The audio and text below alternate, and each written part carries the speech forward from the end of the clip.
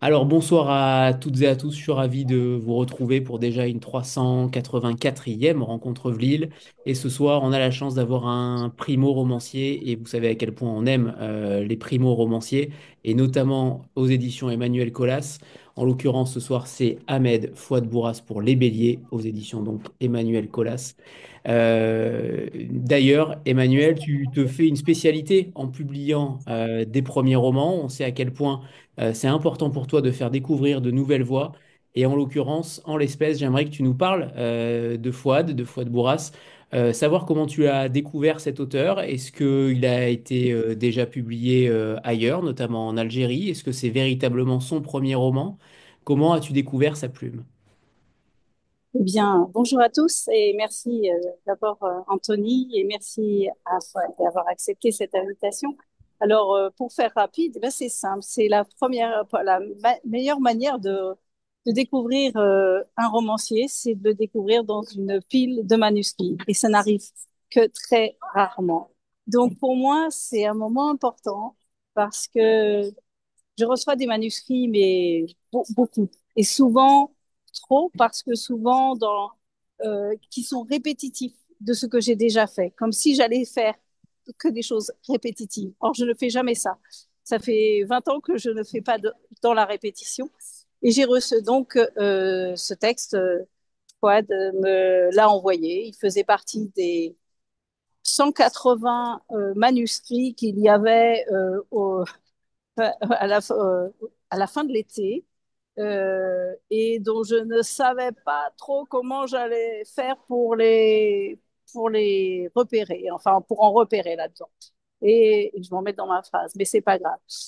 Et voilà, c'est au milieu de tous ces manuscrits, il y avait une lettre de Fouad et ce texte. Et nous sommes trois dans la maison à lire et tout d'un coup, euh, Judith qui nous a rejoint et puis Justine qui est, comme vous savez, toujours avec moi, m'ont appelé pour me dire, hey, oh, là, tu avais raison, il y a une perle, il y a quelque chose, une pépite, viens donc voir. Et elles m'ont fait la lecture de quelques passages. Et là, je me suis dit, mais c'est qui ça? Il est où? Et première chose, j'ai demandé un numéro de téléphone. Et je lui ai envoyé un texto pour lui demander si le texte avait été envoyé le 4 juin. Et donc, nous étions début septembre et je me suis dit, bon, avec un peu de chance, un peu de malchance et un peu de chance pour moi, un peu de malchance pour lui, mais un peu de chance pour moi, il n'a pas encore été publié. Ou encore, et voilà, je lui ai demandé si je pouvais euh, euh, lui parler, échanger. Et ça a été un coup de cœur, un coup de foudre pour ce texte que j'aime particulièrement et dont je n'arrête pas de parler en ce moment. Voilà. Très bien. Qu'est-ce qui justement t'a séduit à travers ce texte, avant de passer la parole à Fouad, bien évidemment, mais qu'est-ce qui t'a séduit dans ce texte? Et notamment, tu disais que tu ne voulais pas faire le même texte qu'auparavant. Il y a déjà une multitude de textes que tu as pu publier et qui sont si différents, en effet, avec différentes voix. La littérature algérienne, pour le coup, en tout cas, à travers tes textes, tu avais déjà écumé aussi ce catalogue-là, ce pays-là. Qu'est-ce qui t'a séduit aussi particulièrement sur les béliers? Alors, plusieurs choses. La première, c'est la qualité de la langue. C'est un texte extraordinaire dans l'écriture de Fouad et il faudrait qu'il n'entende pas trop parce que sinon, il va plus écrire aussi bien parce qu'il pensera que à ça. Non, c'est une blague. Non, non, c'est une qualité extraordinaire. L'humour et puis le sujet.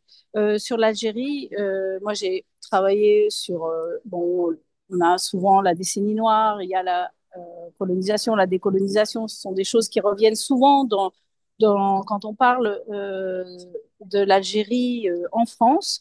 Moi, ce n'était pas particulièrement ce que j'avais fait, mais là, ce que je trouve intéressant dans ce texte et qui m'a convaincu, c'est le fait qu'on se retrouve dans une Algérie populaire, du quotidien, dans une famille. Et les histoires de famille, j'aime bien, surtout quand on y trouve des choses qu'on ne connaît pas ou qui sont vues je dirais, c'est avec un contrepoint. Et là, ici, le fait que ce soit quelqu'un qui va en Algérie pour découvrir l'Algérie, découvrir sa famille, et qui là-bas va découvrir donc un frère, une sœur, un père, et notamment j'ai été sensible aussi au personnage féminin qui cherche à affirmer son rôle. Et pour moi, vous savez que dans mon catalogue, les femmes, la thématique des femmes est importante. Et là, j'avais un point de vue différent, très fort et écrit par un homme. Et pour moi, c'était important. Et puis, je dis, c'est un coup de cœur. Il n'y a aucun texte que j'ai publié qui n'est pas un coup de cœur. Ça ne s'explique pas. C'est totalement irrationnel. C'est une intuition, un truc, je dis, j'y vais. Je prends les risques. Bon, eh bien, Fouad, vous êtes habillé pour l'hiver, là. Voilà.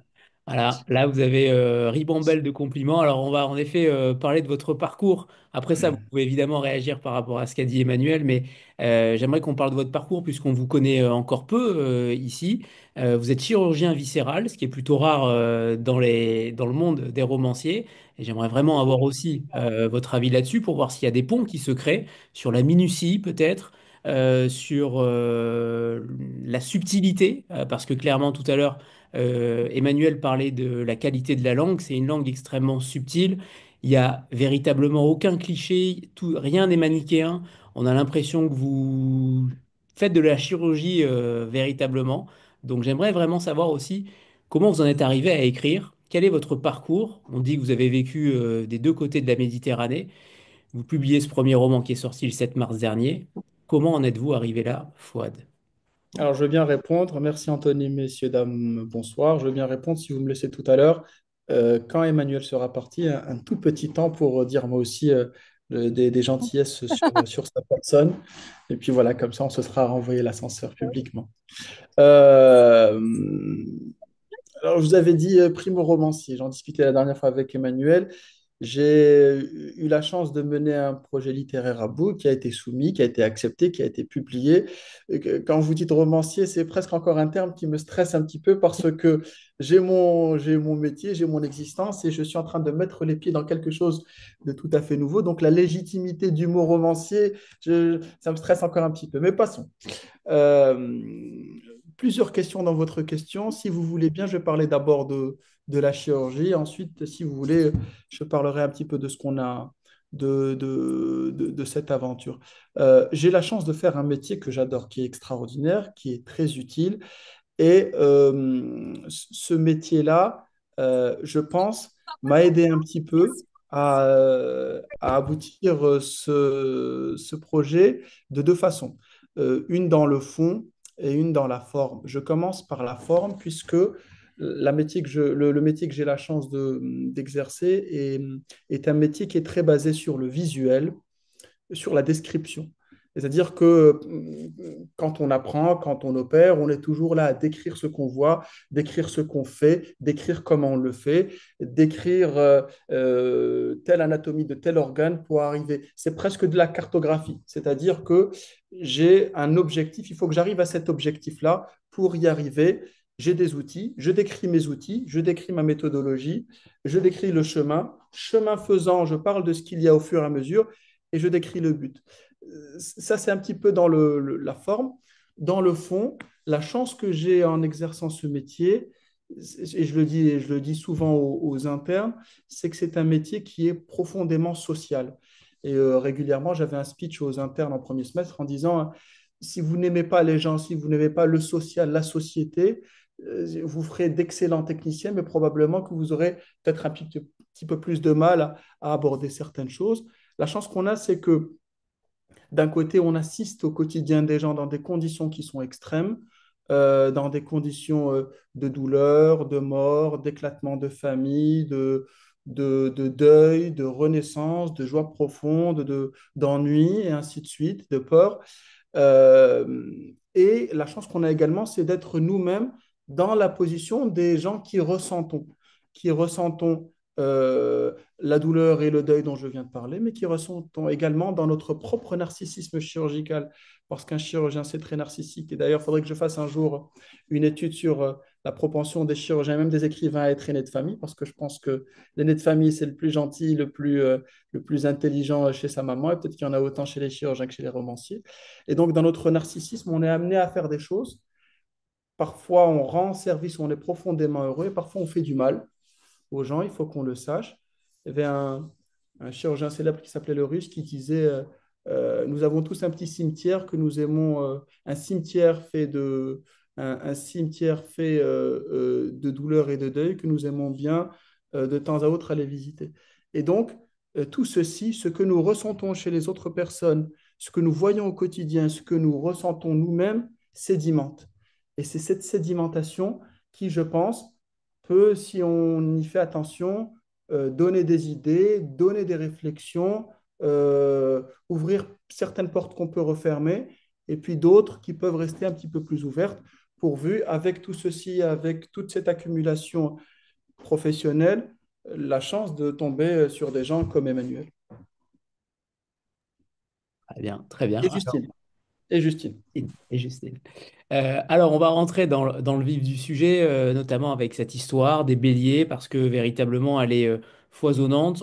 J'aimerais bien savoir d'où elle vient finalement, parce qu'il y a beaucoup de thématiques. Je vais raconter rapidement l'histoire. Vous allez le faire évidemment, Fouad, tout à l'heure aussi, mais ça raconte l'histoire de Wahab, ce jeune homme qui est atteint du syndrome Gilles de la Tourette. On parlera de ce syndrome notamment tout à l'heure, qui, à la demande de son père, va donc se rendre en Algérie pour rencontrer sa famille paternelle.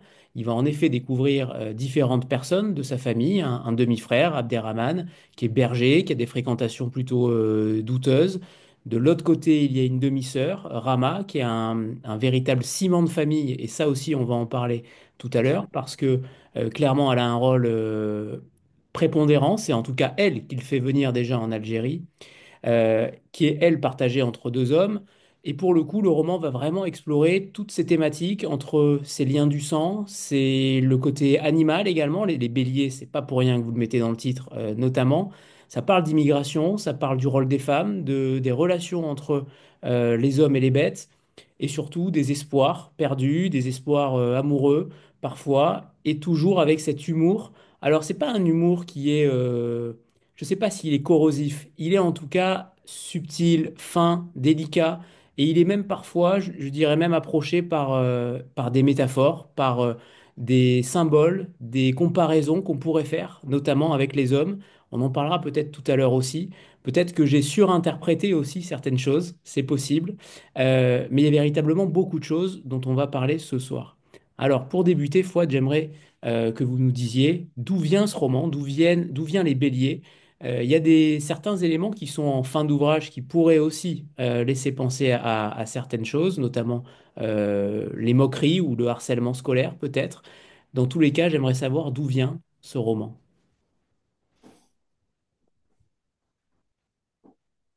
Alors,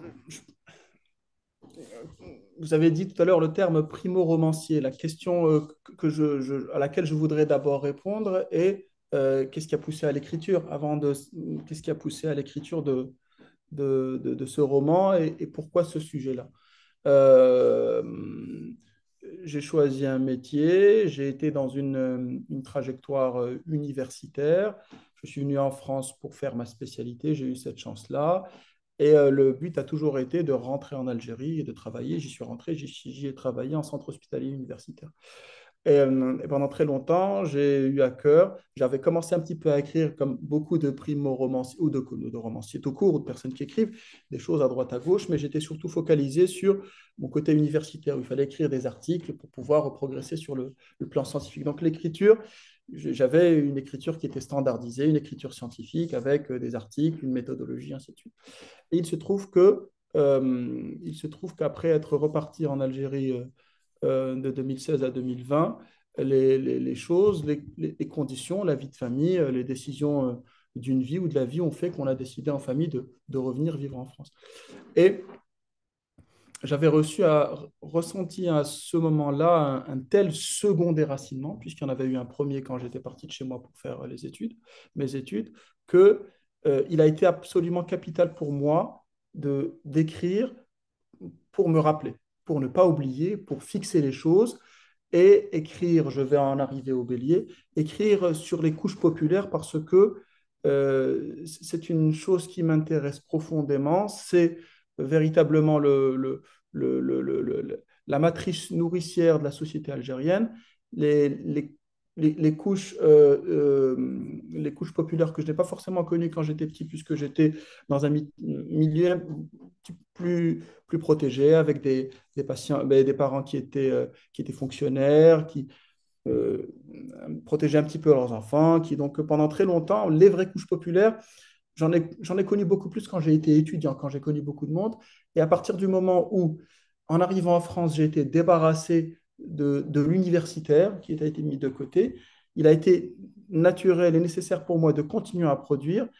Et donc, automatiquement, ce que j'avais commencé un petit peu à faire au début, qui était l'écriture, a été devenu quelque chose de plus en plus prégnant et avec l'obsession de parler de l'Algérie populaire. Les béliers, pourquoi j'en parle en début de roman? Parce que c'est un véritable, euh, c'est un véritable lubrifiant social. J'utilise cette expression. Je me rappelle quand j'étais petit à Alger, nous tuions très très peu le mouton. Pendant l'Aïd, toutes les familles, on en parle dans le livre, ont, parce que c'est quelque chose, c'est une tradition qui est profondément ancrée. Tout le monde a un mouton et tout le monde sacrifie le mouton. On le faisait extrêmement peu. Et j'ai le souvenir quand j'étais petit d'être un petit garçon francophone dans un milieu assez protégé, mais avec des gens un tout petit peu plus populaires à côté, et puis qui me chahutaient un petit peu sur ma francophonie, sur le fait que j'étais un petit peu pédant. C'était probablement le cas. Et les deux ou trois rares moments exceptionnels où j'avais l'impression, quand j'étais petit, de faire partie d'un tout, c'était quand mon père, une fois ou deux, avait ramené un mouton à la maison au grand désarroi de ma mère, qui ne voulait pas s'en occuper. Et le soir, je prenais ce mouton et puis je descendais et je rejoignais la cohorte des autres gamins de mon âge qui avaient un mouton avec une laisse. Et puis à ce moment-là, viens, c'est-à-dire que je faisais partie d'une sorte de tout et les plaisanteries que je faisais étaient des plaisanteries qui étaient euh, tout d'un coup tout à fait drôles et puis j'étais accepté, j'étais adoubé et ce bélier-là me faisait rentrer dans une sorte de social, de société au bord de laquelle j'avais l'impression pendant très très longtemps de m'être trouvé. Et je vais lire justement l'extrait qui s'y rapporte, parce que c'était une de mes questions notamment, c'est parce que on a l'impression que les béliers apparaissent au début, mais ils apparaissent finalement en filigrane comme une sorte de dame autour de chaque personnage. Et donc je vous lis. Dès qu'on tenait un de ces ruminants au bout d'une corde, toutes les barrières tombaient. Tout le monde était uni par le même souvenir immémorial qui remontait à la surface. On avait tous quelque chose à voir avec ces bêtes, que ce soit dans son arbre généalogique ou dans une vie antérieure. Tout le monde avait son mot à dire, riche ou pauvre, mutique ou volubile, connaisseur ou béotien, agresseur ou agressé, vieillard à la vie tortueuse ou garnement aux narines encroûtées. Tout le monde avait un avis à donner, un point de vue sur la façon de traiter les pneumonies des moutons à coups de maxillase, la façon de les protéger des occlusions intestinales en leur évitant de manger du pain sec trempé dans l'eau, la meilleure partie à cuisiner pour un vrai couscous aux fèves, ou la façon de fendre correctement le crâne de la bête, immolée pour mieux en débusquer les larves d'œstre. Tout comme les discussions sur le football ou la politique, le mouton accédait tout naturellement au rang de lubrifiant social. Je trouve que vous le mettez véritablement en avant. Alors, il apparaît aussi plus loin, notamment parce qu'il y a un pacte passé entre le père et le fils, dont on ne parlera pas forcément parce que c'est déjà un petit peu avancé dans le livre et je ne voudrais pas non plus dévoiler toute l'intrigue, ou en tout cas tout le sel de l'histoire. Mais lubrifiant social, c'est un mot plutôt fort. Là, pour le coup, vous avez pris votre exemple qui a permis de s'ouvrir aux autres. Est-ce que, au sein même de l'Algérie, est-ce que cet animal a véritablement une valeur de lien, de tissu social qui permet de s'ouvrir ou de se fermer directement en fonction notamment peut-être de la religion? La religion, je ne pense pas que la religion ait quelque chose globalement à voir avec, puisque ça tient beaucoup plus de la tradition que de la religiosité. Il y a des gens qui ont j'exagère en disant une vie de débauche, c'est trop dire, mais qui ne sont pas imprégnés de religion, de religiosité ou de bigoterie ou autre. et qui, chaque année, systématiquement, ont une bête, parce que ça fait partie, c'est de l'ordre de la tradition. Ensuite, l'Algérie est enfin, le Maghreb en général est une région qui a baigné depuis des millénaires dans le troupeau, le fait d'être berger, dans le fait de s'occuper des bêtes. C'est quelque chose qui est... Régulièrement, j'en discute avec des collègues au travail, je leur dis, qu'est-ce que vous aimez comme viande? Puis les gens disent, du bœuf ou du cochon, du mouton, mais c'est n'importe quoi, c'est la meilleure, c'est la plus forte, c'est le mouton. C'est-à-dire que c'est un pays de viandard, l'Algérie, où on aime le mouton, où on aime la bête. Je voudrais également parler de quelque chose, c'est que je pense qu'il y a encore la chance d'y avoir quelque chose un petit peu d'artisanal. C'est-à-dire qu'on a vu beaucoup de choses passer dans les médias sur la vie animale, sur des choses comme L214, dont L214 a parlé, de la maltraitance animale, des cochons en batterie, ainsi de suite. Et je suis content que ce soit encore un pays de bergers au sens artisanal, traditionnel, bon, avec des quantités extrêmement importantes, mais le mouton, véritablement, j'exagère en disant qu'il aurait pu y avoir un mouton sur le drapeau, mais c'est quelque chose de très prégnant dans la société, indépendamment de la religion, de la religiosité. Et puis, il y a ces combats de bélier. Alors, je ne sais pas si vous avez déjà assisté à cela, j'imagine que oui, qui sont très présents dans le roman. Dès le début, hein, on rentre par cette porte-là, ce qui est plutôt impressionnant parfois. On rentre pas par les personnages finalement, on rentre davantage dans le roman avec les deux béliers, Mourinho et Gorbatchev. Alors, pour ceux qui n'ont pas les références, Mourinho, c'est un entraîneur de football plutôt très connu, de Porto, de Galatasaray en ce moment, Fenerbahçe, pardon. Et de l'autre côté, on a Mikhail Gorbatchev, que j'imagine beaucoup plus de monde connaît. Deux moutons qui ont des surnoms particuliers. Et c'est vrai qu'en effet, en Algérie notamment, les moutons, les béliers, ont véritablement des surnoms plutôt drôles, marrants, en fonction de leurs caractéristiques physiques ou de leur hargne, comme Mourinho. Racontez-nous finalement cette histoire-là. Est-ce que vous avez vu un combat qui vous a tant marqué? Est-ce que c'est simplement l'histoire aussi d'un pays? Qu'est-ce qui vous marque pour commencer le roman ainsi, pour votre premier roman, commencer le roman avec ce combat de bélier? Alors, si vous avez un petit peu de temps et que vous regardez sur YouTube, vous pourrez voir beaucoup de combats en Algérie, beaucoup en Tunisie, c'est très implanté, beaucoup dans le Maghreb globalement et beaucoup dans d'autres pays même jusqu'en Asie mineure, jusqu'au Kazakhstan, puisque c'est, alors jusqu'également en Afrique subsaharienne, puisque c'est quelque chose de très prégnant dans beaucoup de cultures. Alors, j'ai cité quelques noms, c'est des noms qui sont inventés, mais je peux vous citer des noms de bêtes. Vous avez, chaque fois que vous avez un bélier qui est plutôt de couleur noire, il peut s'appeler Obama ou il peut s'appeler Tyson quand il est très agressif. Vous avez le bélier qui s'appelle Dodge, du nom de la marque de véhicule. Vous avez des béliers qui s'appellent tout et n'importe quoi. Vous avez Attila, vous avez un bélier Bush du nom de l'ancien président américain. Donc, c'est du loufoque. Mais oui, on assiste assez régulièrement au combat dans des arènes qui sont dédiées. Il commence à y avoir un petit peu de paris là-dessus. Et pour moi, le bélier ou le combat de bélier, c'était quelque chose de populaire par essence, c'est-à-dire quelque chose qui était populaire. Pourquoi populaire? Parce que vous avez parlé de religion tout à l'heure. On a beau essayer de donner des avis juridiques, ce qu'on appelle des fatwas. Des fatwas, c'est avant tout des avis juridiques, en disant, souvent des religieux disent, le bon Dieu n'a pas créé ces bêtes pour qu'elles se battent, elles se font du mal, ce n'est pas bien, mais finalement, le peuple avec un P majuscule s'en fout, puisque c'est presque des jeux du cirque. On a l'impression que les bêtes ne se font pas mal, puisque c'est quelque chose qui se trouve à l'état naturel. Quand on a des béliers qui sont mâles, qui combattent pour un cheptel de femelles, ce sont des choses qui se trouvent naturellement à l'extérieur, raison pour laquelle tout ce que font les gens, c'est une sorte de folklore autour avec, on en parle, des couleurs, des fanions, des peintures, des noms, et puis ils essayent de reproduire un petit peu ce qu'ils voient un petit peu à l'extérieur, même si la religion ne cautionne pas forcément la chose. Très bien.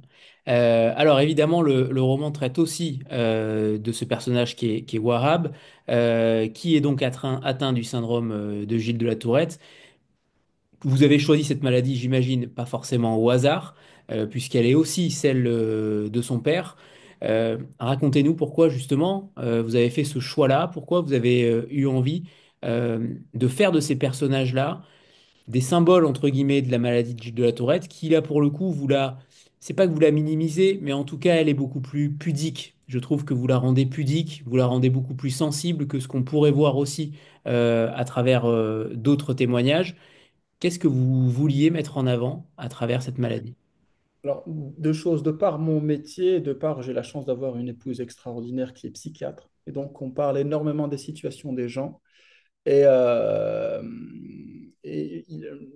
je, je voulais parler de l'Algérie sociale. Et je sais qu'il y a ce sont des choses qui sont tout à fait prégnant dans la société, le fait qu'il y ait des carences dans la prise en charge de telle ou telle pathologie. Si je reviens au Gilles de la Tourette, le point de départ, il y a eu deux points de départ. Le premier, c'était la filiation, à savoir comment un enfant pourrait voir son père duquel il a hérité quelque chose et comment est-ce qu'il pourrait lui en vouloir et lui pardonner.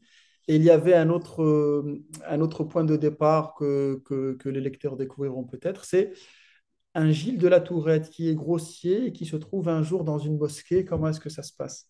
Et j'ai voulu absolument essayer, même peut-être qu'on parlera on parlera de ce petit passage, j'ai voulu parler également de religion en essayant d'adopter un point de vue extérieur qui, je ne dis pas qui est prosélyte, de temps à autre qui est assez attendri et qui de temps à autre aimerait bien balancer vers le bouffeur d'imam, si vous m'excusez l'expression. Et le fait de mettre quelqu'un qui est un Gilles de la Tourette, qui est grossier au milieu de fidèles qui sont en train de faire la prière, tout ceci, tout ceci parce que ce sont des situations qui existent, ce sont des situations devant lesquelles j'ai essayé de retracer l'ensemble du spectre de réactions.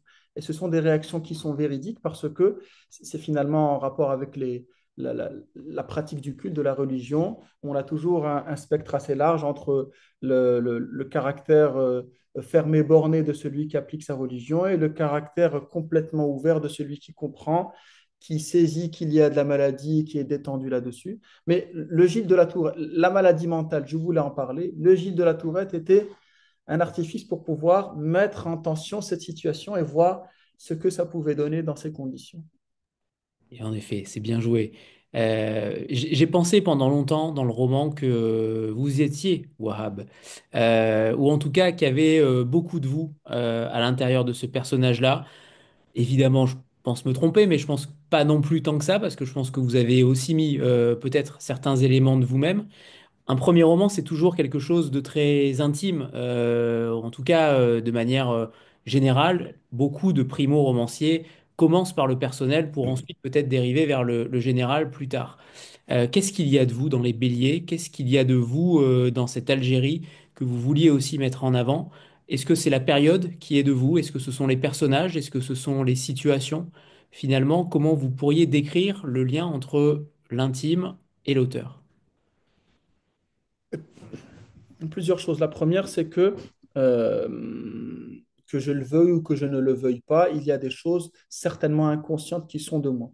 Et c'est un truc qui est extrêmement bête. C'est la, la dédicace que je fais au début, je la fais à mes parents, à mon frère et à ma sœur. Et nous sommes une fratrie de trois. Et là, bêtement, c'est ma femme qui me dit, mais ma femme est convaincue que c'est comment dire, elle a probablement raison. Le fait d'être revenu en France a créé une sorte de béance que j'avais besoin de combler. Cette béance-là, je l'ai comblée un petit peu par l'écriture.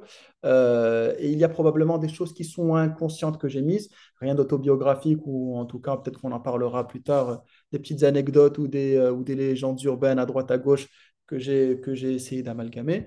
Mais le fait que Wahab revienne est-ce que ce n'était pas en miroir le fait que je reparte en France? Est-ce que le fait qu'il revienne en Algérie parce qu'il se rend compte que son existence est une sorte d'impasse et qu'il a une ouverture sur quelque chose d'autre qu'il ne connaît pas et qui n'a finalement rien à perdre? Je reviens juste un instant sur la méchanceté dont il a pu faire preuve en levant la main, en faisant un simple au revoir à son beau-père et à sa mère à l'aéroport, et finalement la façon avec laquelle brutalement il a fermé complètement un pan de son histoire en disant passons à autre chose. C'est l'ouverture sur des perspectives, sur du temps. Est-ce que je n'ai pas inconsciemment essayé de coucher ça? Il y a également, à un certain moment, on parle de Zoher, peut-être qu'on en parlera tout à l'heure, qui prend le bateau pour partir. Et il y a là-dedans, je pense, un truc en rapport avec Wahab et Zoher, ont le déracinement. Le déracinement, moi, j'ai un tout petit diplôme en déracinement, je n'ai pas grand-chose, mais je pense que je crois en les vertus du déracinement et je pense que ça devrait être imposé après le bac à tout le monde, pas forcément comment dire, en allant faire un Erasmus à Berlin, mais partir complètement dans un endroit où on ne connaît pas les gens, où on ne connaît pas la culture, où peut-être on ne connaît pas la langue, où on se pose soi-même des questions sur ce qu'on a laissé, sur les trahisons qu'on a commises en quittant, sur sa propre veulerie, en se confrontant au regard des autres, aux interrogations des autres, en se mettant soi-même à interpréter ce que pensent les gens parce que la lourdeur, le poids du cliché fait que, et peut-être que tout ceci, comme je disais tout à l'heure, a dû sédimenter et inconsciemment est ressorti. Maintenant, la question c'est, et comme me dit mon époux, si tu as mis tout ça dans ce bouquin, si tu en as un autre, qu'est-ce que tu mettras d'autre? Je dis, je ne sais pas. On verra s'il y a autre chose. Vous êtes cerné pour le coup en tant qu'écrivain parce que tout est finalement analysé à travers votre vie personnelle aussi à côté. Comment vous vivez ça justement parce que finalement tous vos prochains romans vont aussi être analysés de la même manière. Pour le coup, alors là c'est bienveillant, hein, bien Oui, entendu. non, oui, non, mais elle force un petit peu le trait, si, mais disons que je pense que je crois en la nécessité du premier. Le premier a été nécessaire. Et juste pour revenir un petit peu en arrière, j'ai écrit ce livre Enfin, j'ai eu quelques mésaventures. J'ai écrit une première partie en 2 mois. On a eu un heureux événement il y a 4 ans de ça. Je m'en suis un petit peu occupé. Et ensuite, j'ai repris l'écriture. J'ai perdu mon ordinateur avec la moitié de mon manuscrit. Bien sûr, je n'avais rien gardé. Et donc, j'ai dû tout réécrire en 6 mois à peu près. Et tout fier de ma petite personne. J'ai fait lire à une ou deux personnes qui étaient absolument désintéressées. J'ai envoyé un manuscrit hautement inabouti à plusieurs maisons d'édition qui n'ont pas donné suite. Et à partir de ce moment-là, je me suis convaincu qu'il fallait que je fasse autre chose. Je me suis replongé de façon abrutissante dans le travail en prenant un autre poste dans un autre hôpital pour pouvoir, avec l'aide de mon épouse, me concentrer au travail et ne faire rien d'autre. Et parallèlement à ça, il y a une petite voix qui disait, mais non, mais il fait quand même, tente ta chance. Et puis finalement, j'ai eu cette chance-là. Donc je pense que le premier a été nécessaire. Je suis content parce que c'est une sorte de quiétude pour le reste. Et ensuite, si elle veut analyser, qu'elle se débrouille, qu'elle analyse. Quand on parlait tout à l'heure de déracinement, souvent quand je reçois des auteurs algériens, beaucoup sont nostalgiques. L'Algérie leur manque constamment. Et on le voit dans beaucoup de domaines finalement. Là, le retour en Algérie de Wahab, il est central dans le roman. C'est une sorte de quête aussi identitaire. Est-ce que l'Algérie vous manque? Est-ce que c'est aussi un moyen de vous retransposer, en tout cas, dans ce pays-là, dans cette période-là également, dans les années 2000? Est-ce qu'il y a aussi une sorte de regret ou en tout cas de nostalgie? Je risque de fondre en larmes. Profond, extrêmement profond. Il faudrait que je dise les choses et il faudrait que je rende les choses. Je suis quelqu'un d'extraordinairement chanceux. J'ai un métier fantastique. Je parle avec des gens actuellement gentils et bienveillants. Ma famille va bien. Je suis utile socialement. Je suis béni. J'ai énormément de chance. Mais j'en discutais hier avec encore un ami qui était à Alger. Et j'ai vécu mon retour en France comme une sorte d'échec, en exagérant un petit peu, parce que pour moi, le jour où j'ai quitté chez moi, c'était pour venir en France, me former, apprendre mon métier et rentrer point. Et donc, c'est armé de toute la meilleure volonté que je suis rentré en 2016 et j'étais profondément heureux pendant tout mon séjour parce que ça a été extraordinairement âpre. Vraiment, ça a été très compliqué parce que c'était de la chirurgie lourde dans des conditions parfois très compliquées. Je salue le courage des gens qui essayent de faire comme ils peuvent. En même temps, j'avais l'impression d'être utile au... Quand je dis au mien, je ne veux pas que ce soit pris comme une offense. J'ai énormément de chance de vivre en France. Je vis à côté de personnes fantastiques et je suis content de travailler à l'hôpital public pour servir les gens. J'ai cette notion de service qui est chevillée au corps. Mais j'avais l'impression de le faire un petit peu plus là-bas, rendre service à des gens qui avaient moins de chance et puis pouvoir parfois accompagner. Mais ça a été 4 années qui ont été absolument fantastiques, mais qui ont été grignotées par l'âpreté du quotidien. À un certain moment, quand on sait que on a atteint un certain âge, que on a des marmots qui poussent, qu'on voudrait leur offrir des perspectives sans qu'ils oublient là d'où est-ce qu'ils partent, on est très pragmatique, c'est-à-dire on prend un papier, un stylo, on trace une ligne, voilà ce que j'ai gagné, voilà ce que j'ai perdu, avec un plus, avec un moins, et puis addition, soustraction, qu'est-ce qu'on fait? Et donc, la décision a été très, très compliquée, et je le dis, ce premier livre, j'espère qu'il y en aura d'autres, je pense qu'il a été nécessaire pour que je puisse... est-ce que je pourrais... est-ce qu'il faudrait que je reparle de... Alors, je me pose beaucoup de questions sur écrire. Est-ce qu'il faudrait que je reste sur les mêmes thématiques? Est-ce qu'il faudrait que je parte ailleurs? Est-ce que c'est une période assez troublée? J'ai énormément de respect pour des gens comme Yasmina Khadra, qui Yasmina Khadra, qui a commencé à écrire des livres sur l'Algérie, et ensuite maintenant qui se transpose partout, au Mexique, à Cuba, en Afghanistan. C'est-à-dire que qui a pu se défaire, comme on dit aussi bien en 2025, des oripeaux de ses origines pour pouvoir être un écrivain du monde et parler de situations dans des... Je ne sais pas si je suis prêt, je ne sais pas si j'ai envie, peut-être que je changerai d'avis, mais je veux encore rester immergé dans ce milieu. Et croyez-moi que dès que madame a le dos tourné, je prends un billet. Parce que j'ai des amis, parce que j'ai mes parents, mais bonjour maman, bonjour papa, si vous voyez, que j'aime. Et puis dès que j'y suis, c'est complètement différent. C'est un endroit où euh, j'ai presque l'impression que en France ou en Occident, je ne sais pas, les émotions et les sentiments sont presque linéaires ou avec un petit sinus qui est, qui ne va pas très haut et qui ne va pas très bas. Dans des endroits pareils, on a l'impression qu'on peut aimer les choses à la folie, et puis après absolument les détester de façon viscérale. Et puis on aimait d'autres à la folie. Et c'est ce mouvement qui peut fatiguer, qui peut dire aux gens, il faut que tu te ménages, il faut que tu ailles voir ailleurs, il faut que tu sois citoyen du monde, il faut que tu... Et puis il y en a d'autres qui disent, moi je veux que ça fasse ça, je veux que ça fasse ça, ou j'ai pas le choix que ça fasse ça, ou il faut que ça fasse ça. Et oui, mais chaque fois que Madame a le dos tourné, je prends un billet. Mais c'est en effet très juste. Elle est très belle cette image, clairement, de ce sinus. Alors, le roman, il se déroule dans l'Algérie des années 2000, à peu près. Pourquoi vous avez choisi cette période-là, d'ailleurs? Qu'est-ce qu'elle représente pour vous aussi? Est-ce que l'Algérie a évolué aussi à travers ces 20 dernières années? Qu'est-ce qui matérialise cette période-là? Quelle toile de fond vous vouliez pour votre roman? Plusieurs choses. La première, c'est que je ne voulais pas parler de la guerre d'indépendance. Je voulais pas.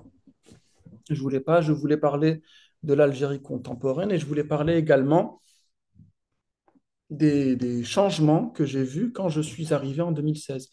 J'ai travaillé, j'étais ancien interne et ancien assistant au CHU de Lille. Et j'ai vécu dans le Nord pendant 11 ans, de 2005 à 2016. Et en revenant, j'ai reçu une claque. Je ne m'attendais pas à ce que les choses autant changé, que les relations entre les personnes, que les relations entre les personnes des deux sexes, que la réflexion, que l'ouverture des Algériens au monde ait autant progressé. Et c'est parce qu'il y avait ce changement qui a été apporté quand j'étais petit par ce qu'on appelait la parabole. Moi, j'ai grandi avec la télévision française en regardant le Club Dorothée. Plus tard, ça a été remplacé par les réseaux sociaux avec ce qu'il y a de meilleur et ce qu'il y a de pire, et j'aimerais bien peut-être un jour en parler. Et je voulais rester dans le contemporain et je voulais quand j'avais envoyé le manuscrit, la première fois que j'avais envoyé un manuscrit qui était hautement inabouti, comme je vous le disais tout à l'heure, j'avais accompagné ça avec un petit courrier de présentation qui était un petit peu plan-plan, en disant, Madame, Monsieur, je suis un tel, j'ai fait ceci, un roman qui parle de ceci, cela, à votre disposition. Et là, exactement comme on fait quand on envoie un courrier scientifique à une revue, on dit, il faudrait que tu sois honnête dans ta phrase, dans ta feuille de présentation. Qu'est-ce que tu fais? J'ai fait une feuille une présentation de 3 pages où je disais beaucoup de choses. Un jour, si je deviens très, très, très, très célèbre, je vendrai peut-être ce truc-là aux enchères. Et là-dedans, j'expliquais que l'Algérie était un endroit qui était tartine de pop culture. Dans le livre, j'essaye d'évoquer des situations, je parle de Michael Jackson à un moment, je parle de Breaking Bad, parce que c'est quelque chose qu'on ne sait peut-être pas, mais qui imprègne durablement la société algérienne, qui a grandi avec la télévision et avec la parabole, et qui a grandi qui a continué ensuite avec les réseaux sociaux. Moi, je me rappelle en 2016, ma première fournée d'interne que j'ai eue, les discussions, c'était, toi, moi, je suis école Walking Dead, et toi, tu es école Game of Thrones. C'est-à-dire, j'avais l'impression d'avoir des gens qui étaient complètement ouverts. Et euh, je voudrais rester dans le contemporain parce que, pour finir, je pense qu'il y a beaucoup, beaucoup d'auteurs qui ont parlé de la guerre. Il y en a également qui ont parlé de la décennie noire, contrairement à ce qu'on pourrait penser. Il y en a quand même un petit corpus. Et là, je voudrais m'intéresser aux conséquences de ce qui s'est passé les 50 ou 60 dernières années sur ce qui se passe maintenant et sur la mutation extraordinairement rapide qui opère actuellement. Très bien. Alors, on va prendre une petite photo de groupe avant que vous nous lisiez un premier passage. Fouad, voilà, je vois que les livres sont de sortie. 3, 2, 1, c'est bon, parfait. Fouad, c'est à vous pour la lecture du premier extrait. Vous avez vu que je ne me suis pas touché la tête, hein. Tout était bon. Ils comprendront pas. Ils comprendront pas. Alors, je ne sais pas pourquoi j'ai choisi celui-là. Est-ce que c'est mon subconscient qui parle encore? Je ne sais pas. Euh, Il est quelle heure? Demanda le vieux, s'apprêtant à se délecter de ces longs moments de culpabilité silencieuse qu'offrent les enfants pris la main dans le sac. Cela se sentait à des lieues. Mais Abdelrahman lui enleva ce plaisir, car il refusait de revenir à sa situation de rejeton en demande, résidu de révolte après le fiasco de sa nuit passée, de sa nuit, après le fiasco de sa nuit à la Belle Étoile.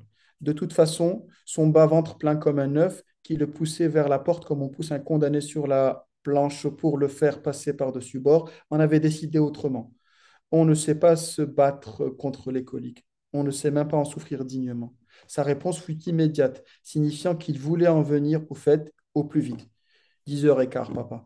La réplique, après un long silence, fut tellement incongrue qu'elle laissa Abdelrahman les yeux écarquillés dans le noir. Tu préfères prendre des coups ou bien passer la nuit dehors? Papa, tu prends des coups, tu passes la nuit dehors. Le ton ne laissait pas le temps. On rentrait dans le domaine d'application immédiate. Papa, tu prends des coups ou tu passes la nuit dehors, chien, fils de chien. De guerre lasse, prêt à exploser, Abdelrahman leva un peu plus la tête et céda. Avouer, recevoir la morale, ravaler sa fierté de travers, mais la ravaler quand même, et aller se soulager. Si le pragmatisme était une hormone sécrétée par un organe, Abdelrahman en aurait été donneur assurément. Il fallait tuer le père, il fallait le déposséder de tout ce qu'il avait. Lui qui n'avait consenti qu'à donner la mauvaise partie de ses gènes, et encore, parce que les lois de la génétique mendélienne le lui imposaient. Mais pas maintenant, pas avant d'avoir assuré son cheptel, ou son harem, ou quelque chose qui soit l'embryon d'un début d'égalité avec lui. Un jour certainement. Dans l'immédiat, surtout, dans l'immédiat, surtout pas avec des entrailles qui hurlent à la mort. Avec une telle douleur, cela devait certainement sentir la souris morte là-dedans. Songea-t-il, avant de soupirer à l'idée de la délivrance prochaine. Je prends des coups, papa. Si, Fouad. Alors justement, ce père qui abandonne son fils il y a 15 ans, son fils qui est évidemment très en colère lorsque sa demi-sœur l'appelle pour lui demander de revenir, puisque son père a besoin de lui. Il découvrira son père dans l'état, on va pas trop en dire non plus, mais en tout cas, il va y avoir une découverte du père. La seule chose qui les rapproche au départ, et cette image elle est forte, c'est les insultes proférées par leur maladie commune. J'ai trouvé en effet ce lien commun assez fascinant. Racontez-nous cette histoire du père, cette volonté de placer ce père-là ici en Algérie, abandonnant son enfant. Il a quand même 5 femmes, je crois, de mémoire, ce père, avec des enfants de femmes différentes. J'ai Euh, arrêté de compter. on a arrêté de compter, en effet. L'abandon d'un père, c'est jamais anodin chez un romancier. Racontez-nous cette histoire. Mon père est quelqu'un d'adorable. Soyez pas fâchés. Non, non. Il y a, euh, je, j'avais vu passer il y a quelque temps, en préparant cette entrevue, quelques-unes de vos émissions. Et parmi ces émissions, on parlait de polygamie. La polygamie n'est pas forcément quelque chose de très répandu en Algérie. En tout cas, c'est quelque chose d'extrêmement encadré. C'est-à-dire, il faut apporter la preuve que financièrement, on y arrive. Il faut et beaucoup de conditions pour pouvoir être polygame finalement. Et ce qui fait que j'ai l'impression qu'il y a euh, plus de collectionneurs de ménages que de polygames. Donc, l'idée de départ, c'était de savoir si quelqu'un qui avait les moyens financiers pouvait avoir plusieurs ménages, qu'est-ce qui en ressortirait comme descendance et qu'est-ce que les frères et sœurs retrouveraient chez les uns et chez les autres comme altérité. Ensuite,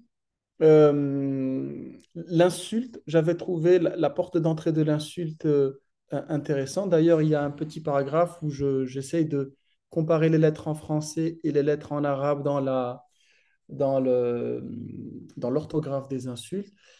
On reste dans quelque chose de très populaire. La société algérienne a ce paradoxe-là que euh, l'insulte, la grossièreté fait partie du quotidien, mais à certaines conditions. C'est-à-dire qu'on peut être extraordinairement grossier, jamais avec quelqu'un qu'on ne connaît pas, jamais devant une dame, jamais en parlant, en évoquant la mère ou les parents ou les ascendants de quelqu'un. C'est-à-dire que c'est extraordinairement bien codifié et en même temps, c'est c'est très hypocrite. Et c'était cette hypocrisie-là que je voulais mettre un petit peu en exergue, en sachant qu'on peut dire tout sur n'importe qui, mais pas avec n'importe qui. Et donc, à partir de là, le père qui a, le père qui a plusieurs ménages, qui a eu plusieurs ménages, rencontre le fils qui a une maladie commune avec lui, et tout ce qu'ils savent se dire, tout ce, tout ce qu'ils auraient pu se dire s'ils s'étaient dit des choses, parce qu'ils ne se disent pas forcément de choses, ça aurait été basé sur l'insulte. Et de l'autre côté, on a donc Abderrahman et Rama avec cette figure de... Alors Abderrahman d'un côté a son demi-frère qui est berger, qui pour le coup, là, les béliers, il les connaît plutôt bien.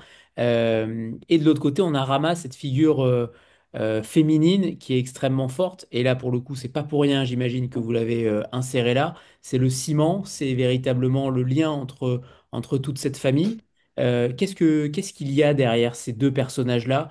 Cette fratrie, cette semi-fratrie, mais en réalité c'est une fratrie, même si à un moment donné, euh, Wahab découvre finalement qu'il a une famille. En réalité, c'est extrêmement récent pour lui. C'est une découverte familiale qui est plutôt difficile à accepter au départ et qui ensuite va évoluer.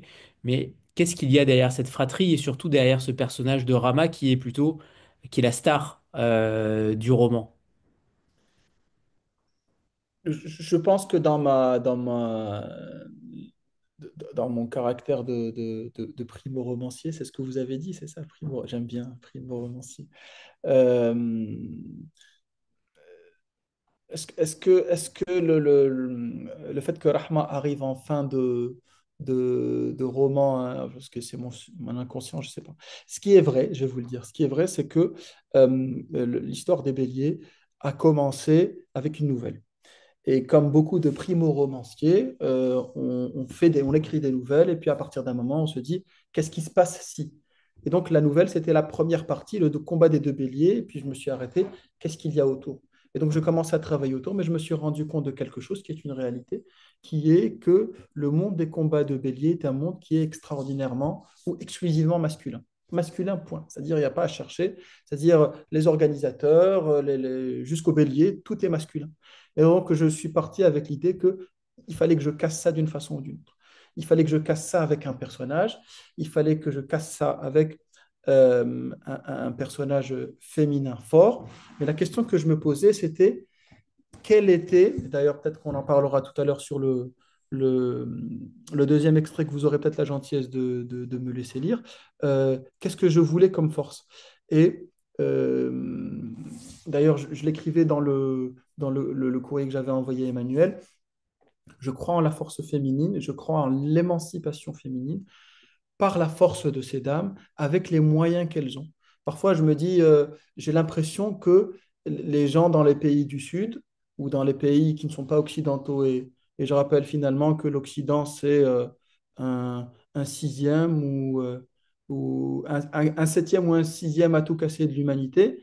Le reste ailleurs, c'est pas de l'Occident, c'est les gens qui font avec ce qu'ils ont. Mais parfois, il y a des espèces d'injonctions en disant, il faut que tu te libères de cette façon. Pour moi, l'idée, c'était de se libérer, excusez-moi l'expression, en disant merde. C'est-à-dire, je me libère avec ce que j'ai. Si c'est pour aller planter un bélier, je me libérais comme ça, excusez-moi l'expression, je vous emmerde.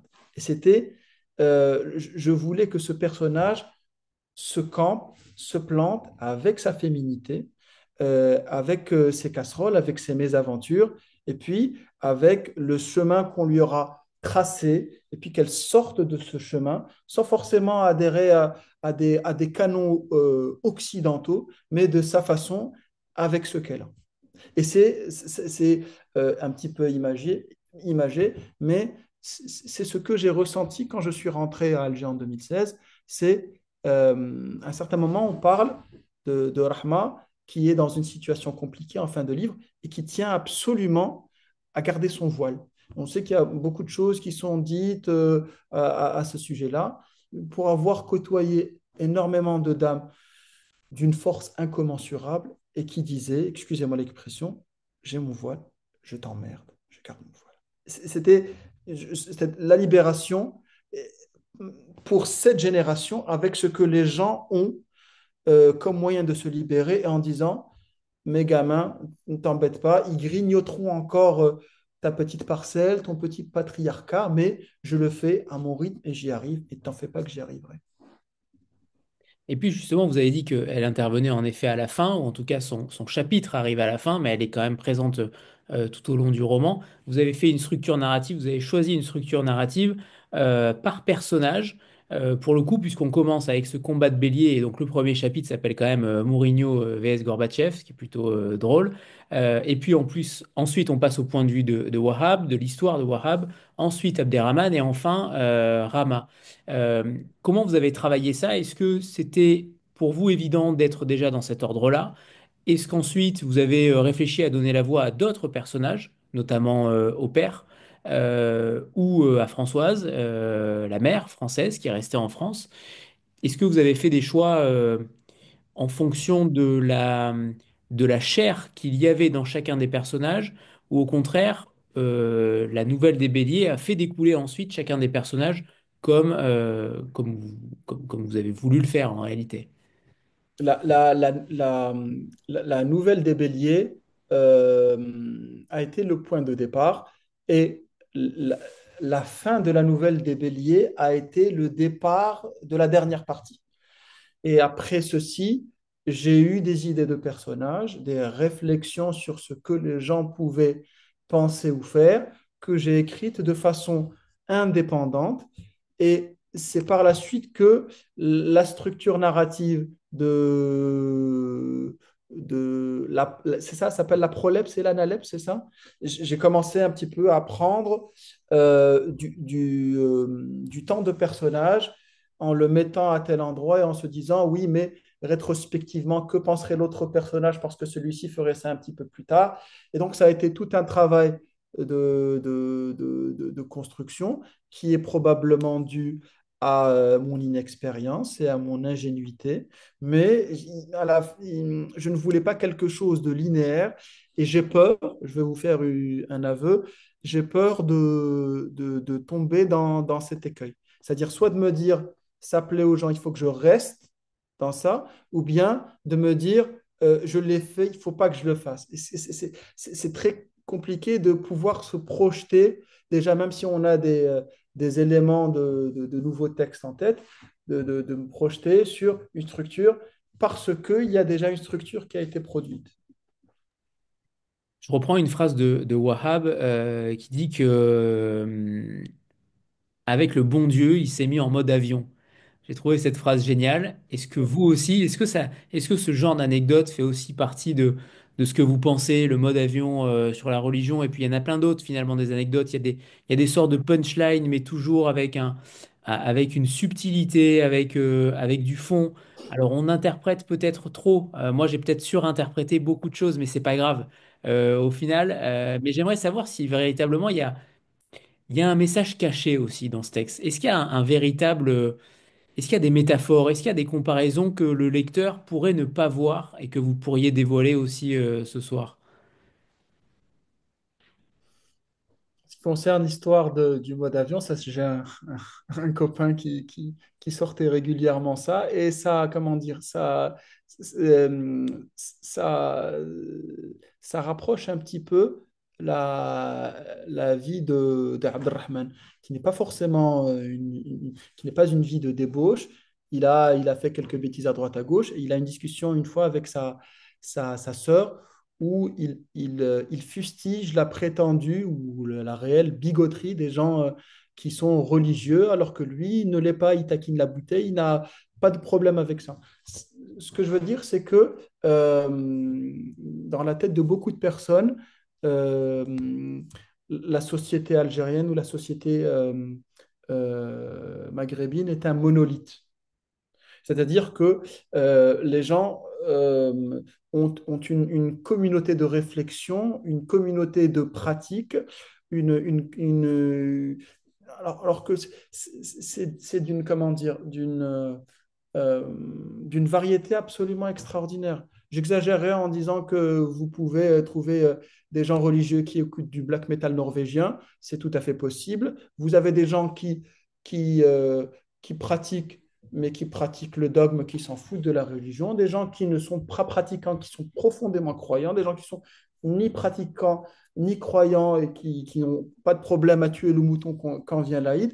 Donc, euh, il n'y a pas de message caché. Ce que je souhaitais, c'était essayer de coller le plus à la réalité. La réalité est beaucoup, beaucoup plus nuancée que ce qu'on pense et ce que ces heures troubles actuelles tendent à donner comme image. Tout ce que je voudrais demander aux gens, c'est, et parfois des gens qui passent sur des plateaux télé et qui parlent, c'est arrêtez, prenez un billet, puis je vous offre même un billet, puis j'appelle au consulat, je peux vous trouver un visa, c'est très facile. Allez voir, voyez par vous-même, faites-vous, parce que c'est c'est un grand n'importe quoi. C'est un grand n'importe quoi humain et vivant, et c'est à des millions de lieues de ce que les gens peuvent penser de réflexion monolithique. Je voulais faire un petit commentaire également sur, je vous ai entendu un jour poser la question, est-ce que vous vous êtes censuré? Oui, je me suis censuré. Je me suis censuré pour quelque chose de particulier. Oui, rire d'eux, jamais se moquer d'eux. C'est-à-dire que j'ai voulu brosser un quotidien le plus proche de la vie des gens, en sachant qu'il y a des aventures extraordinaires qui sont certainement romancées, qui n'existeront pas, et d'autres qui sont de l'ordre de la légende urbaine.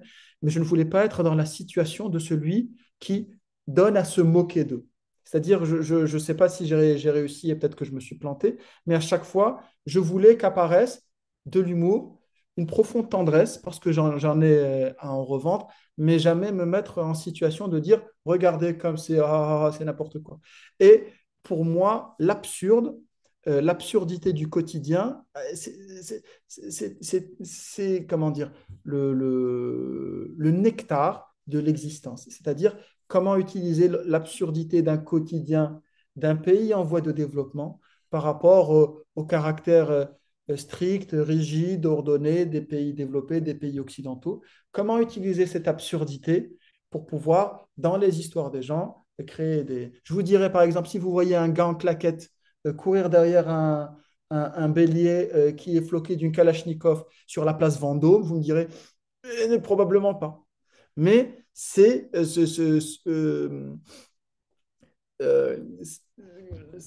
comment dire, cette absurdité inhérente au pays en voie de développement que j'aime et que je veux et dont je veux parler. Difficile de ne pas rebondir sur Boilem sans salle, pour le coup. Difficile de ne pas rebondir. Je voulais pas forcément vous interroger là-dessus, mais c'est vrai que là, quand vous parlez de censure, vous dites que vous vous êtes censuré sur un petit élément. Est-ce que ça a joué aussi? Est-ce que cette affaire a joué sur cette censure? Tout à l'heure, vous parliez du regard occidental sur l'Algérie. Ce genre d'affaire fait aussi partie du problème.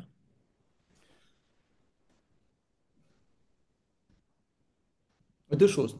La première, c'est que si on en vient à l'affaire de Boualem Sansal, je, j'essaye de prendre du recul en me disant que ce qui arrive à ce monsieur est terrible. Ce qui arrive à ce monsieur est terrible. C'est un monsieur qui a l'âge de mon père et je souhaite de tout cœur qu'il rentre au plus vite chez lui. Euh,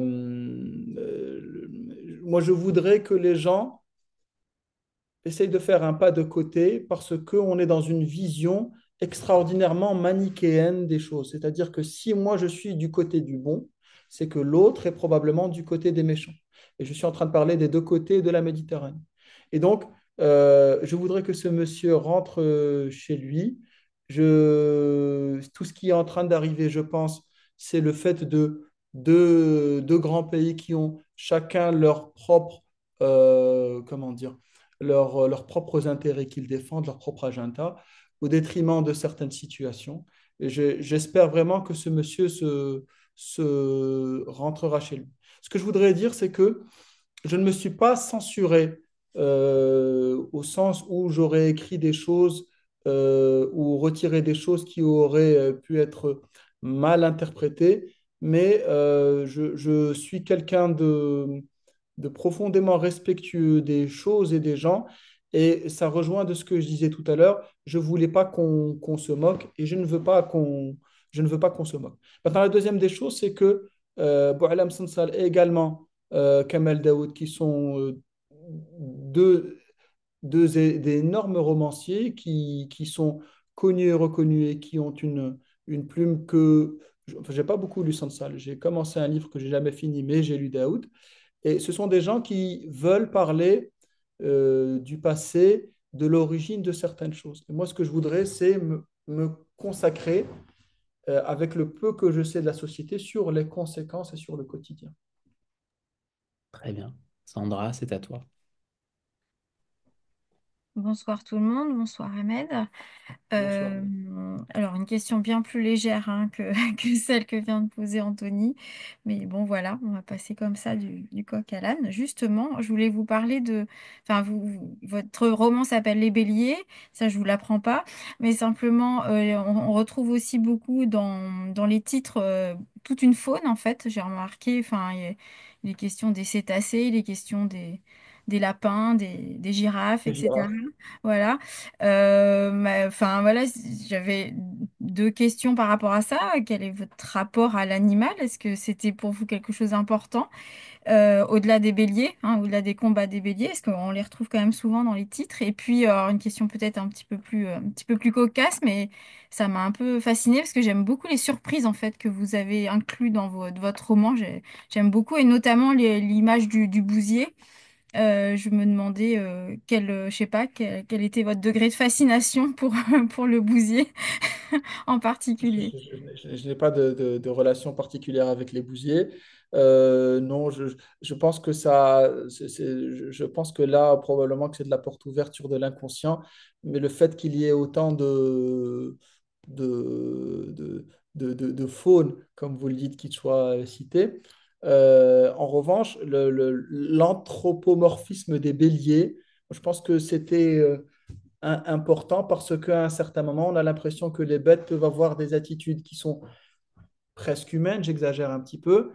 Il y a des choses qui sont romancées, mais pour avoir vu des béliers qui étaient taillés comme des Doberman, suivre leur maître et puis s'arrêter et puis s'asseoir quand le maître disait assis, ou bien des béliers plongés dans la Méditerranée et nager quand leur maître leur disait de nager, cet anthropomorphisme, toutes ces histoires nous fait couvrir un petit peu plus cet engouement pour presque faire parler les bêtes. Je ne veux pas les faire parler, ça n'a pas d'intérêt. Mais le reste des animaux, je pense que c'est juste inconscient. C'est la psychanalyse. Il faut que je sois un psychanalyste. Très bien. Fouad, c'est le moment de nous lire votre deuxième extrait pour le coup. C'est à vous. Alors, c'est un extrait qui est dédié à Rahma, le personnage féminin.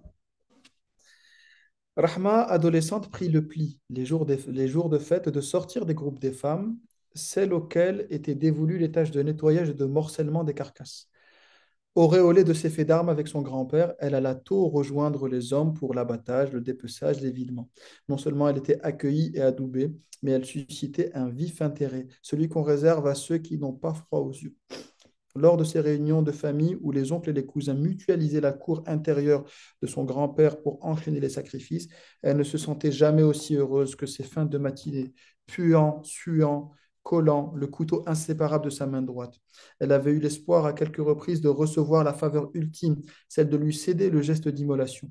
Mais à ces demandes répétées, les adultes avaient opposé des refus mous et amusés qu'elle souhaitait de tout cœur interpréter comme une simple remise à plus tard alors que leur incrédulité par rapport à une telle demande, un interdit, était ce qui lui restait, était ce qui leur restait pour ne pas s'offusquer en ce jour de fête et pour ne pas se montrer méchant.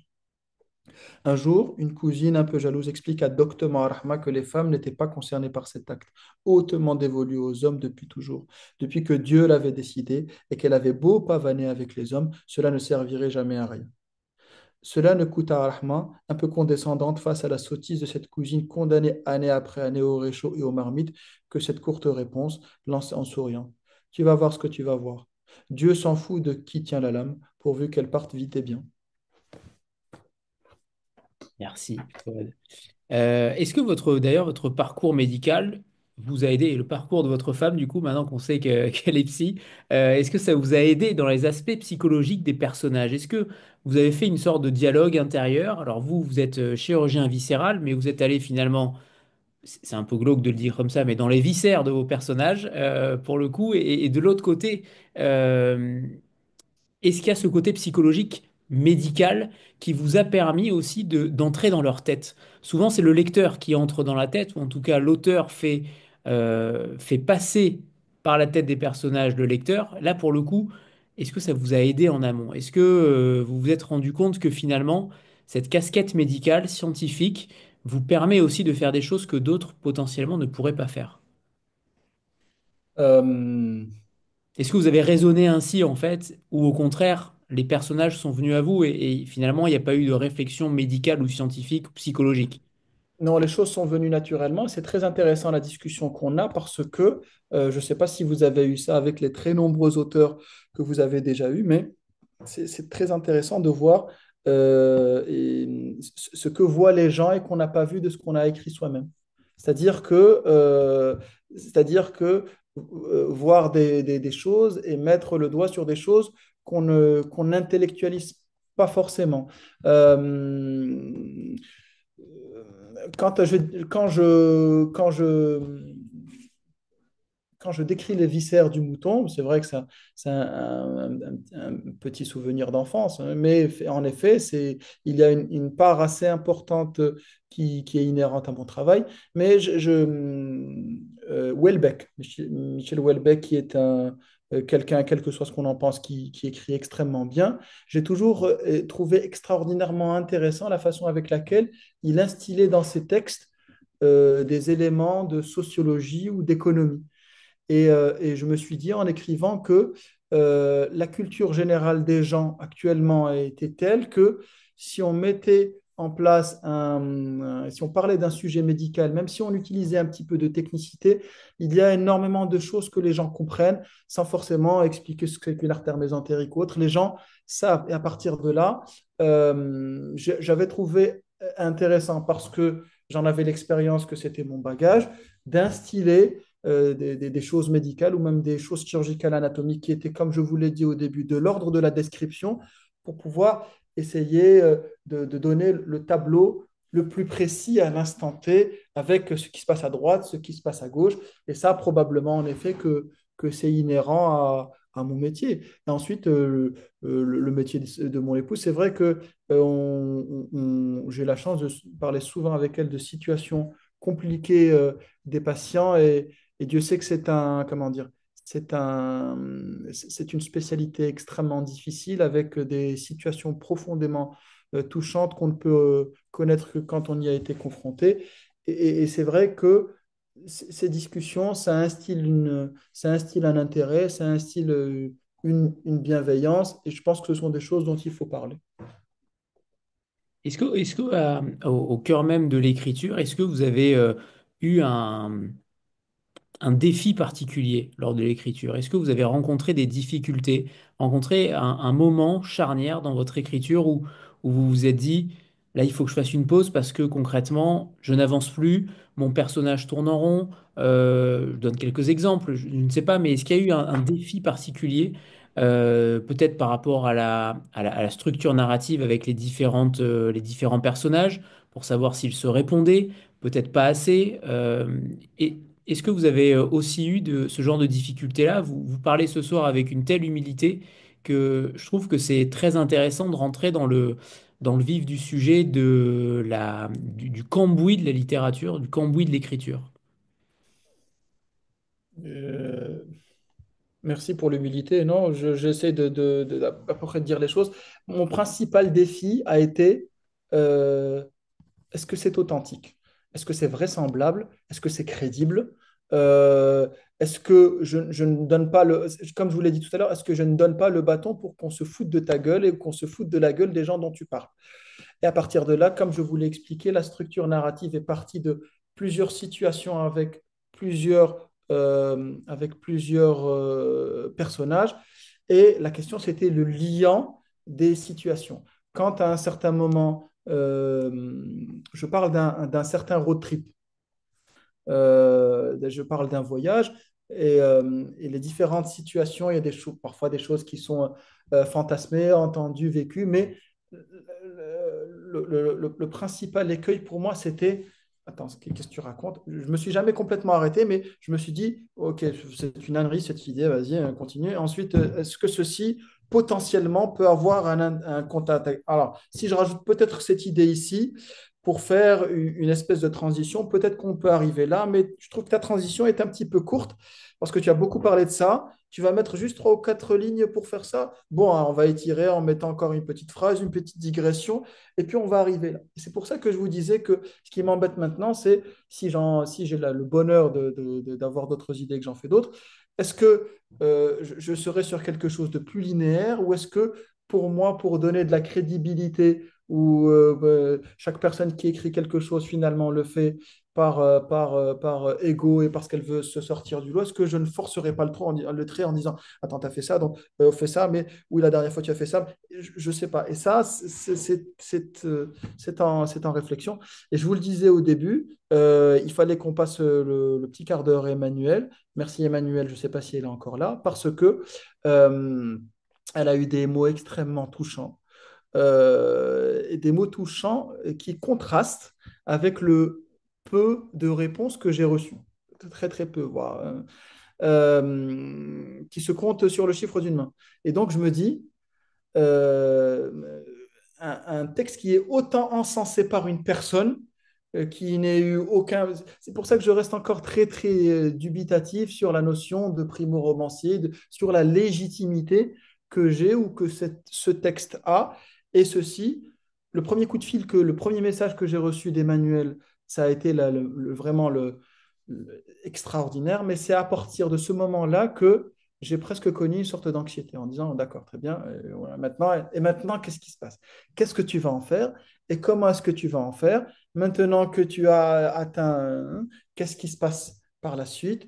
Et où est-ce que tu veux aller? Avec quelle humilité? Dans quelle direction? Et pourquoi faire? Ça me fait mal à la tête actuellement. Le cercle infernal des romanciers. Vous me Aurélie. confirmez que c'est la même chose pour tout le monde? Euh, bon, pas pour tout le monde, en tout cas, rares sont ceux qui l'ont dit. Ça, c'est évident. Ça, c'est évident. Mais oui, j'imagine que c'est le cas. Aurélie, c'est à toi. Bonsoir. Euh, Bonsoir, madame. ah non, madame, ça pique, ça pique. Euh, Bonsoir, Aurélie. alors, moi, j'ai pas de questions. Voilà. Mais les collègues ont l'habitude. En fait, j'ai eu beaucoup de mal à rentrer dans le combat de bélier. Vraiment, je suis catch, hein. J'ai eu énormément de mal. Je me dis, oh là là, mon Dieu, où est-ce que je vais? Voilà. Et après, il y a eu tout ce passage et votre présentation des personnages. J'ai beaucoup, beaucoup ri.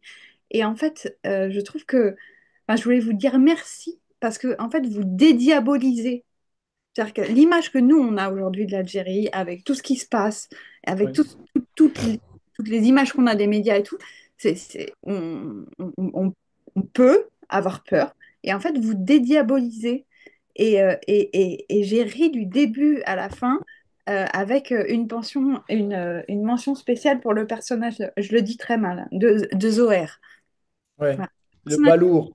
Il est absolument fantastique. Voilà. Donc voilà, je voulais vous remercier. Non, Aurélie, c'est moi qui vous remercie parce que On est deux maintenant sur la main. Vous disiez qu'Emmanuel Collat, c'était une, et maintenant on est au moins deux. c'est moi qui vous dis merci parce que c'était ce que je souhaitais. Je vous remercie au moins avec deux personnes, j'y suis arrivé. Écoutez, ce que je voulais, c'était apporter au lectorat français. J'espère pouvoir être publié également en Algérie. Mais je pense que Emmanuel a les capacités de faire des choses. Je voulais amener quelque chose pas de mâcher, mais quelque chose qui soit réel, mais qui soit à hauteur de personne. Et je ne voulais pas, comment dire, je voulais parler de choses, je voulais parler de religion de façon tout à fait détendue. Tout à fait détendue. Je vous raconte une petite anecdote. Pendant le ramadan, moi je fais le ramadan et j'adore faire le ramadan. Et régulièrement, au bloc opératoire où je travaille, quand il y a des personnes nouvelles qui arrivent, et puis, ouais, vous avez pris un café? Non, non, non. Et pourquoi? Parce que on fait le truc ou on mange le soir. Ah, donc parfois les gens ils se disent, ah, d'accord, très bien. Et donc, moi j'ai toujours cette phrase en disant, pour moi, le ramadan, c'est REM. Playlist REM toute la journée au bloc. Et donc les gens, c'est-à-dire parler de quelque chose de religieux et en même temps que ce soit tout à fait détendu en disant, oui, mais on s'en fout, mais on peut écouter du black metal si vous voulez. Ramener des choses détendues, expliquer aux gens que les gens du Sud sont des gens qui sont à peu près pareils, avec une culture peut-être différente, mais le background de l'être humain est absolument le même.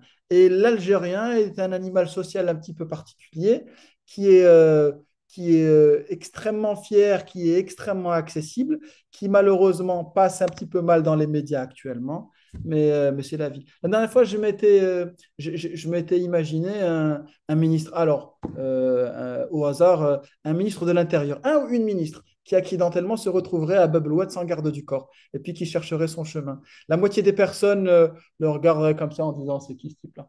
Et l'autre moitié irait un petit peu rigoler en disant ouais, monsieur le ministre, donnez-nous des visas. Et ensuite, monsieur ou madame la ministre aurait faim à midi, elle se retrouverait ou se retrouverait devant un boui-boui absolument immonde et elle pourrait acheter une pizza qui coûte 20 dinars, qui est 10 centimes d'euros, et puis elle ferait comme ça, elle n'a pas d'argent, et puis il y aurait trois ou quatre personnes qui feraient c'est pour moi, c'est pour moi. Il dirait au gars qui vend la pizza, c'est moi qui m'en occupais. Donc, il finirait sa pizza et puis il sortirait pour payer en disant, mais non, c'est déjà payé, rentrez chez vous. Je vous remercie, madame, monsieur, pour ce geste qui honore votre... Mais non, mais c'est de rentrer chez vous. Non, non. Non, mais quand même, je tiens à vous exprimer. Ah, vous voulez quoi? Un café, c'est ça? Ou un millefeuille? Allez, venez. C'est comme ça, c'est-à-dire, toutes les personnes qui en parlent, je leur dis, un billet, Madame Aurélie, vous avez un billet de ma part si vous voulez, quand vous voulez. Mais voilà, elle aura au moins gagné un voyage. Elle gagne pas de concours, mais elle gagne des voyages. Euh, pour le coup, Fouad, j'aimerais que vous nous parliez peut-être de ce qui vous... Alors non, avant ça, vous avez parlé du livre en Algérie potentiellement qui va être édité. Je ne Euh, sais pas, non, non, je voilà, voudrais, on je imagine. voudrais. Comment les lecteurs algériens vont réagir? Est-ce que vous avez déjà testé? Est-ce que Oui, oui. voilà, quelle est l'ambiance entre guillemets à la lecture de ce livre-là? Est-ce qu'on le prend premier degré? Est-ce qu'on le prend second degré? Est-ce qu'on prend la comparaison au bélier? Finalement, comment un lecteur algérien Alors, doit le voir? les quelques personnes à qui j'ai fait lire ont été profondément contentes. Je pèse mes mots du fait qu'on parle du quotidien, du fait qu'on parle d'un truc aussi populaire que les béliers et du fait qu'on parle, qu'on parle d'autre chose que la guerre d'indépendance ou ce qui s'est passé les années 90, qu'on parle de leur quotidien. Et c'est ce qui est ressorti, c'est que les gens ont été touchés qu'on parle de ça. Maintenant, oui, j'espère que ce sera édité parce que je revendique cette tentative d'humour. Je pense que ça pourrait potentiellement toucher du monde, encore une fois, qui en a un petit peu marre qu'on parle toujours des mêmes choses, qui veulent parler des gens euh, contemporains de maintenant. Et oui, c'est avec énormément de plaisir. Je voudrais vraiment être publié là-bas. Oui. Est-ce que justement, alors c'est intéressant ce que vous dites sur le fait de, pas de gommer le passé, bien entendu, mais en tout cas de prendre un pas de côté pour regarder ce qui se passe depuis une vingtaine d'années. Est-ce qu'on peut vraiment, sur la situation algérienne, faire occulter en tout cas le passé dans l'histoire des Algériens, ou en tout cas le mettre de côté? Est-ce que les deux peuvent être dissociés? Parce que c'est une question qui revient souvent. Vous savez quoi? Je pense que si on parle des gens, je ne parle pas Oui, bien sûr. je ne parle pas des institutions ou des gouvernements ou autres. Si on parle des gens, en France, la question du passé est beaucoup, beaucoup, beaucoup plus importante qu'en Algérie. C'est-à-dire que Peut-être qu'il y a plus de culpabilité aussi, à mon avis. alors, je ne veux, c'est un débat qui est long et qui a besoin de temps et de gens qui s'y consacrent. Moi, j'ai connu les années 90 où ça a été assez compliqué, mais ce que je sais, c'est que il n'y a pas un Français que je connaisse, et Dieu sait que j'en ai connu beaucoup, qui ne soit pas allé à Alger et qui ne m'ait pas dit, on ne m'a jamais parlé du passé, on m'a parlé du présent. Les gens parlent du présent.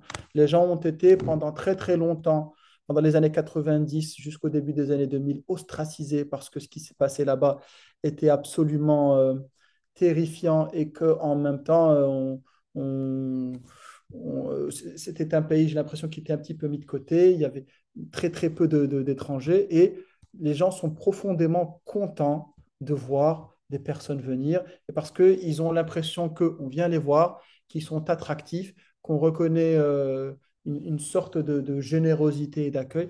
Et les gens ne parlent pas, s'ils peuvent potentiellement parler. Les manuels scolaires ont été ici pour mettre en place une histoire commune qui est nécessaire à l'émergence, je pense, d'un pays, d'une culture commune. Mais les gens, ils s'en foutent. Ils veulent voir du nouveau et ils sont très contents de parler du contemporain avec les gens. C'est mon point de vue. Très bien. Et alors, on va finir cette rencontre avec deux questions que je pose à chaque invité. La première, c'est de choisir un auteur méconnu, un auteur en tout cas qu'on voit peu dans les médias et que vous aimeriez remettre au goût du jour. Qui avez-vous choisi, Fouad? Alors, je suis un petit peu embêté parce que je vais mettre à nu mon inculture crasse et mon caractère de gueux littéraire, puisque je ne lis pas autant que vous, mesdames et messieurs. J'ai beaucoup lu pendant un moment et je vous dirais que j'ai une sorte de retard de 20 à 30 ans. Donc, je suis en train de lire maintenant les trucs qui sont sortis à 20 ou 30 ans. Qui peuvent être méconnus, hein.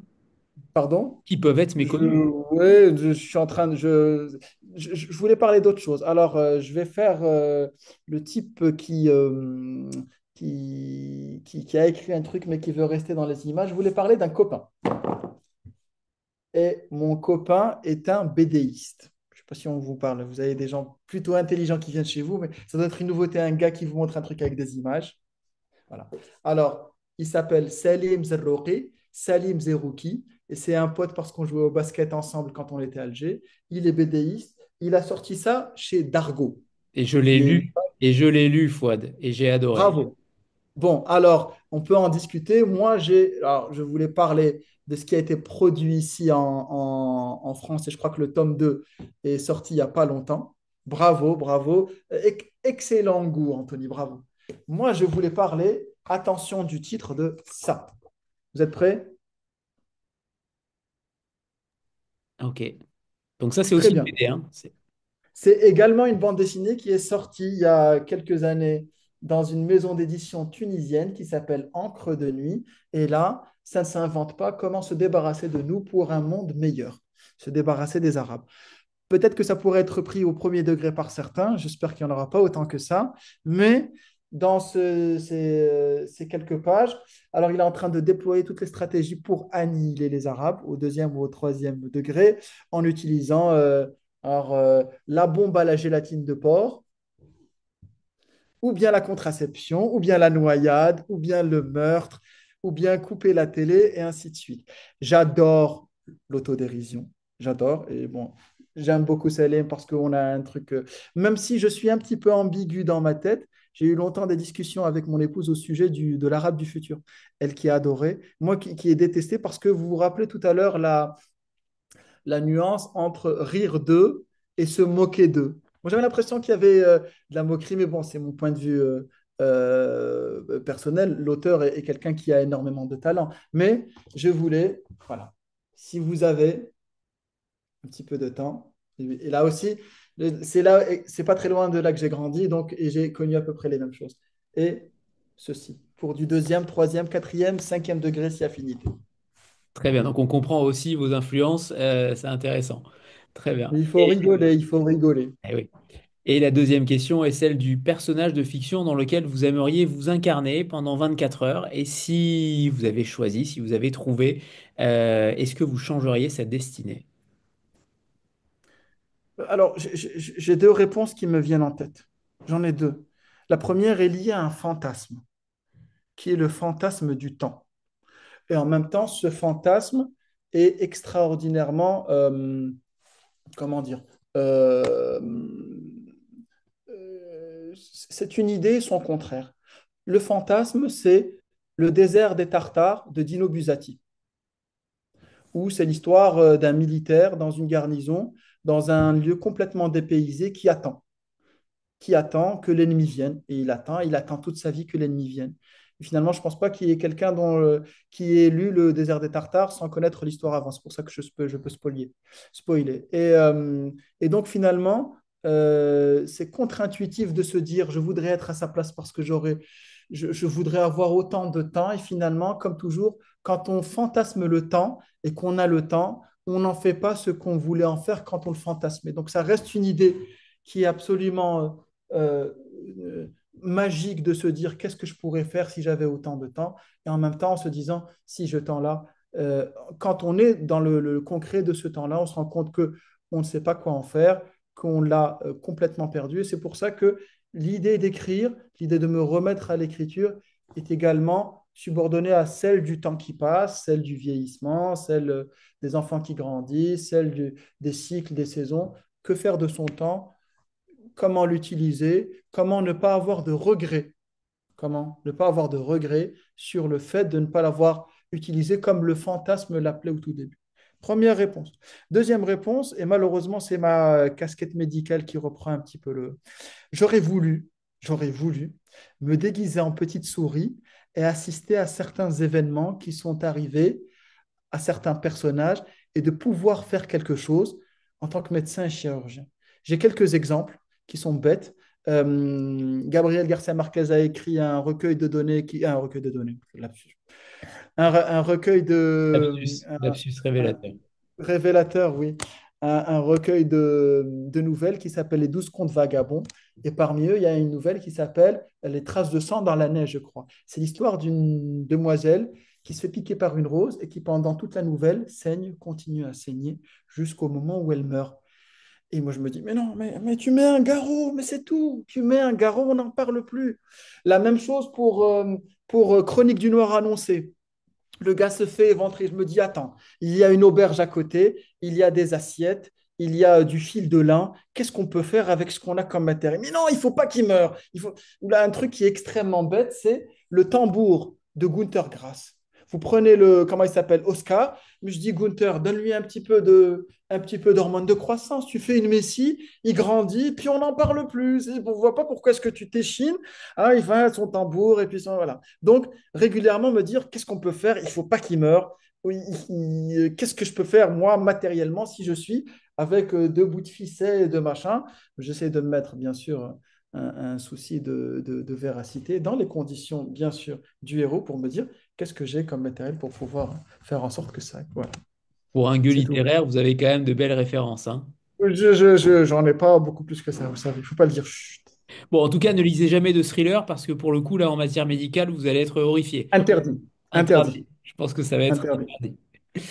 Merci infiniment, Fouad, Merci à pour votre vous. énergie. Et moi, si je peux vous conseiller un livre avec toute Écoute. humilité, c'est le livre de Mohamed Abdallah qu'on a reçu dans cette émission il y a quelques mois, Le vent a dit son nom, aux éditions Au Diable Vauvert, qui est fascinant là aussi. Il est aussi algérien.